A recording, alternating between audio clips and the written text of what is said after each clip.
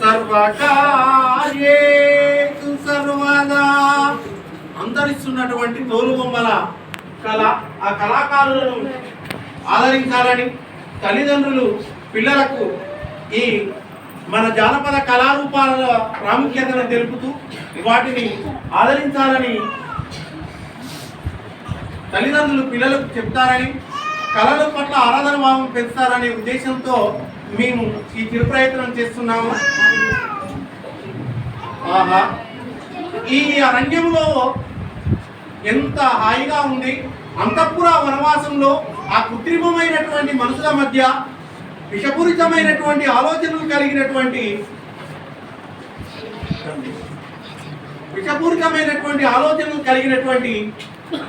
ఆ మనుషుల మధ్య కంటే ఈ అరణ్యంలో ఈ లేళ్ల మధ్య ఈ తుమ్మెదల జుంకారాలు వింటూ నా మనసు ఎంతో హాయిగా ఉంది.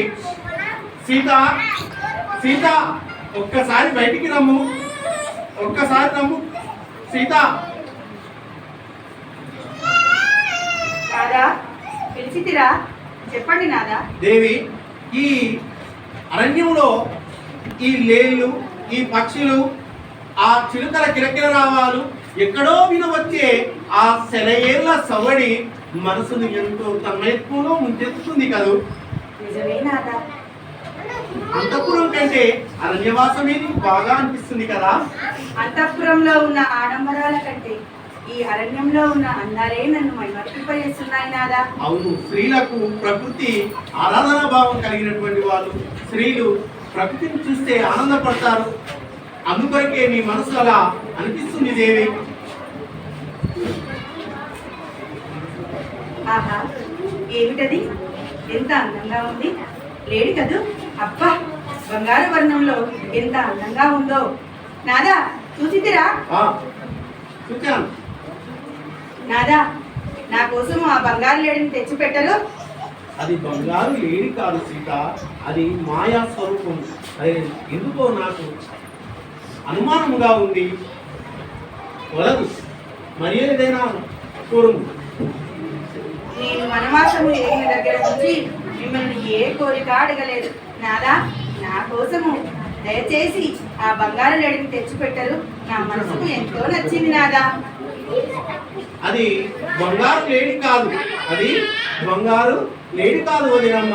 అదంతా రాక్షస మాయ. ఎందుకంటే అది ఆహారం భుజిస్తున్నట్టుగా అనిపించడం లేదు. ఎప్పుడైనా ఏ జంతువైనా ఆహారం తింటూ ఉందంటే ఖచ్చితంగా మనకు తెలుస్తుంది. కానీ వాడు రాక్షసుడు మాయారూపంలో ఉన్నవాడు కాబట్టి వాడు గడ్డిని మేస్తున్నట్టుగా అనిపిస్తుంది, కానీ నిజంగా తినడం లేదు. మీరు ఒకసారి పరీక్షించండి. అవును లక్ష్మణ. ఎప్పుడు ఇంతే లక్ష్మణ. నువ్వు మీ అన్నగారితో చెప్పి ఆ బంగారు లేడిని తెచ్చే ప్రయత్నం చెయ్యి నాయన. నా మనసుకు ఎంతో నచ్చింది నాయన. అన్నగారు, అది రాక్షస మాయ, మీరు వెళ్ళవలదు. నేను అది రాక్షస మాయను ఛేదిస్తాను. నేను ఆ లేడిని తీసుకొస్తాను అన్నగారు. మీరు వెళ్ళవలదు.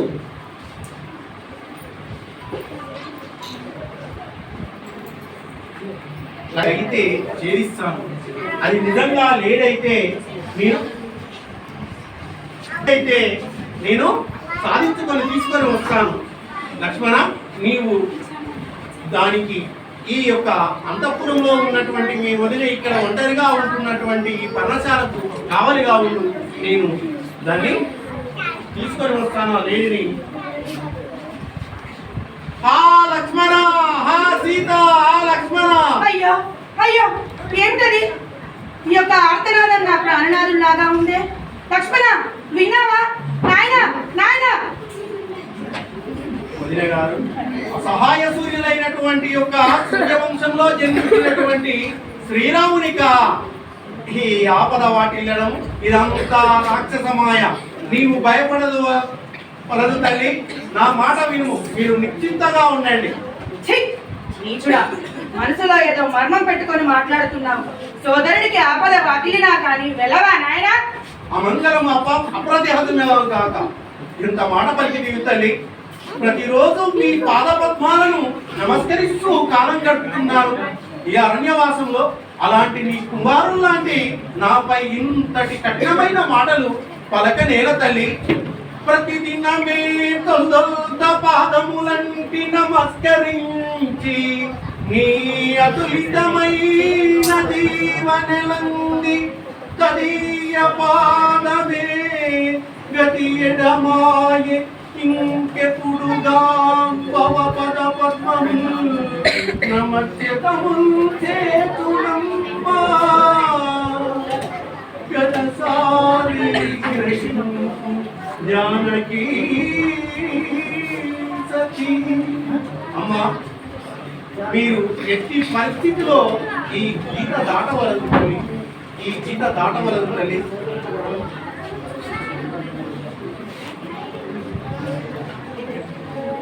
భవతి భిక్షాం దేహి, భవతి భిక్షాం దేహి.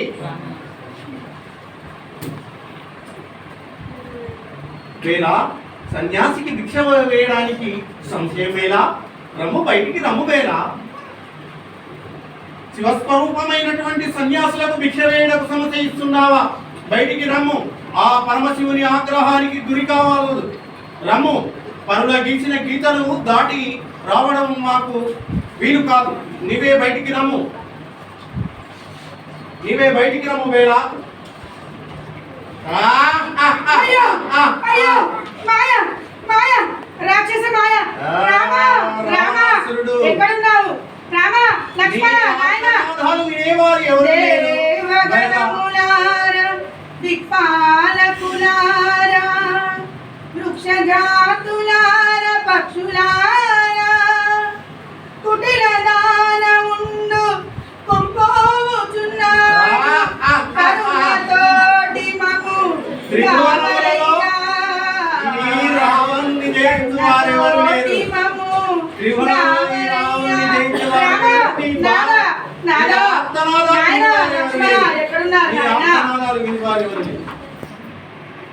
సీత, లక్ష్మణ లక్ష్మణ, ఎంత పని చేసివి నాయన, ఎంత పని చేసివి. మీ వదినను వీడి వలలు రావద్దని చెప్పాను కదా, ఎలా వస్తేవి ఎలా వస్తేవి అంటూ రామలక్ష్మణులు సీతను ఎత్తుతూ బయలుదేరాడు. లక్ష్మణులు ఇచ్చారు. ధన్యవాదాలు.